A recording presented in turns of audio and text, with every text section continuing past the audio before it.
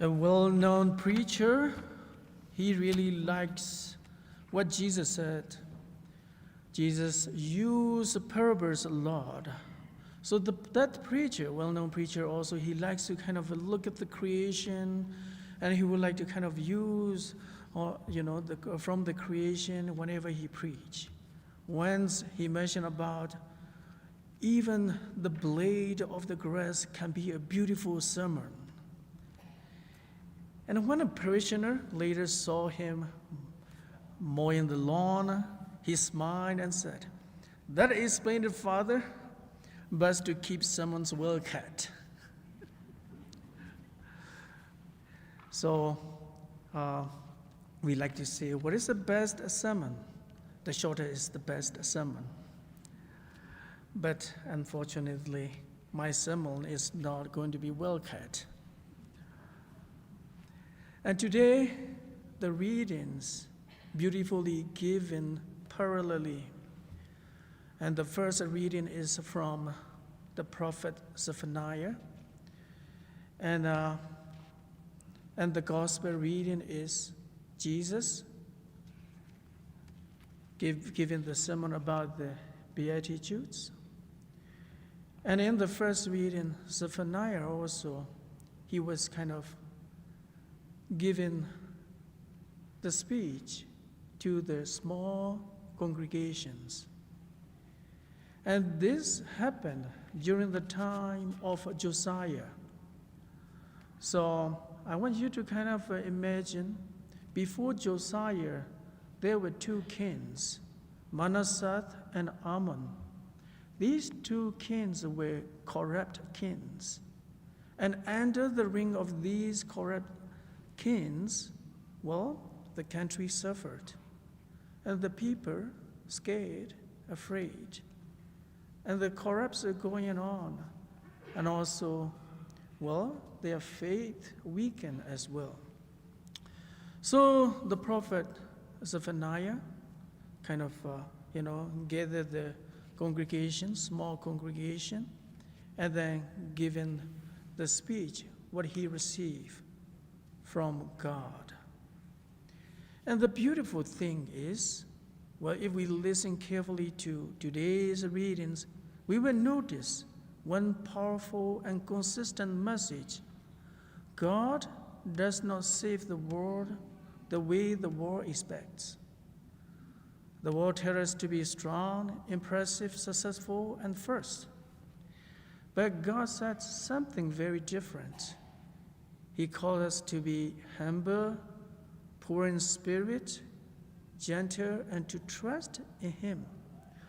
Zephaniah was given the same things to the people who is kind of weakened, losing faith. And Zephaniah speaks to a nation that is proud and corrupt and spiritually tired.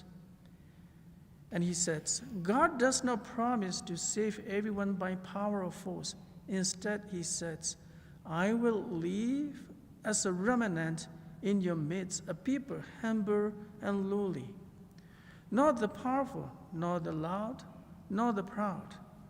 God saves the world through a humble remnant, people who have nothing left to rely on except Him.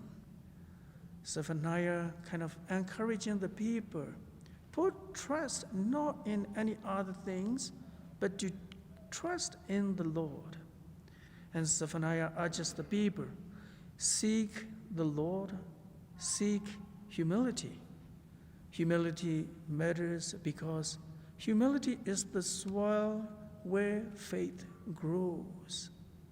Humility is the weapon that destroyed the pride, which is the first sin, the original sin of the humanity. And also the responsorial psalm makes this message even clearer.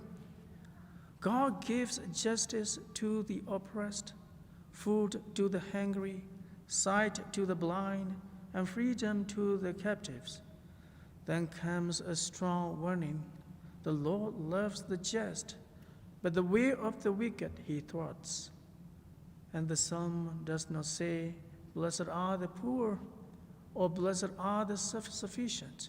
Instead, it teaches to trust in the Lord, not in princes.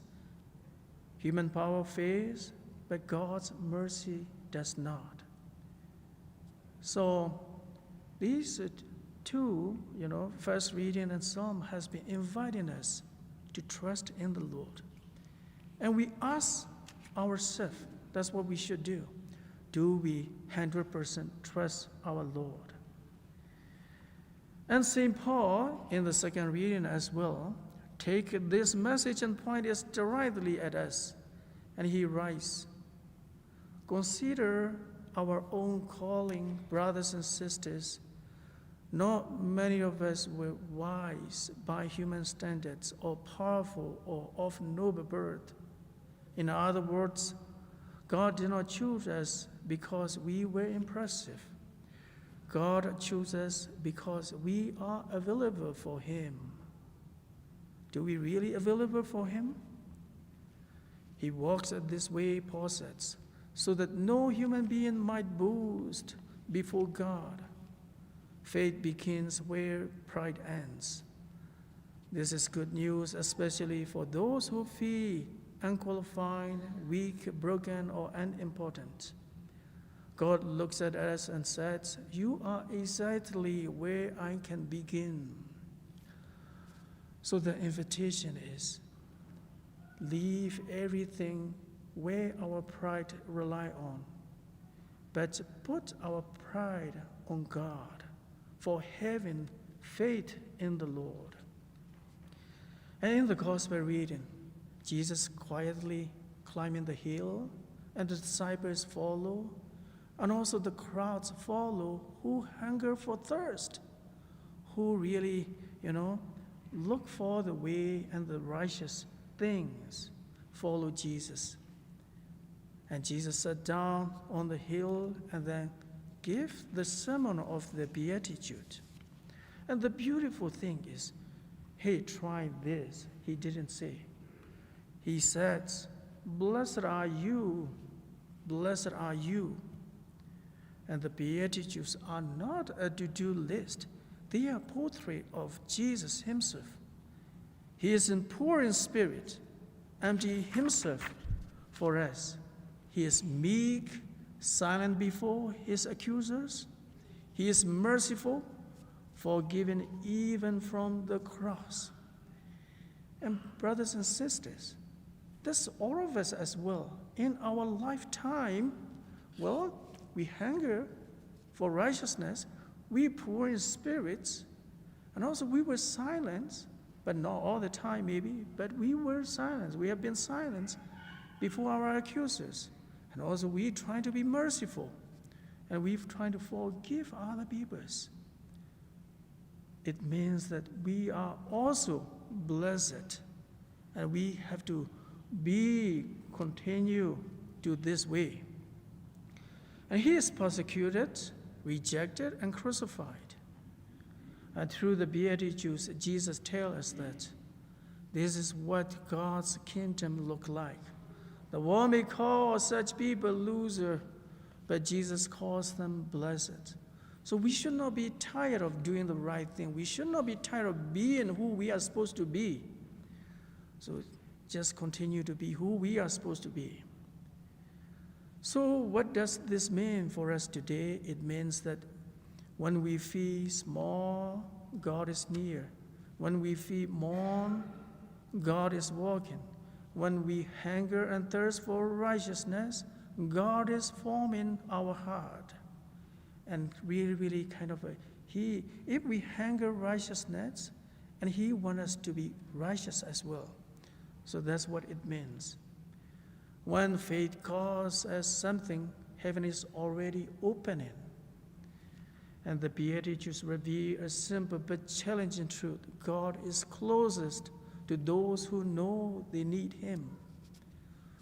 So brothers and sisters, we have to really realize and acknowledge that we do need him. Let us ask today for one simple grace. That is to trust God's way even when it looks weak to the world.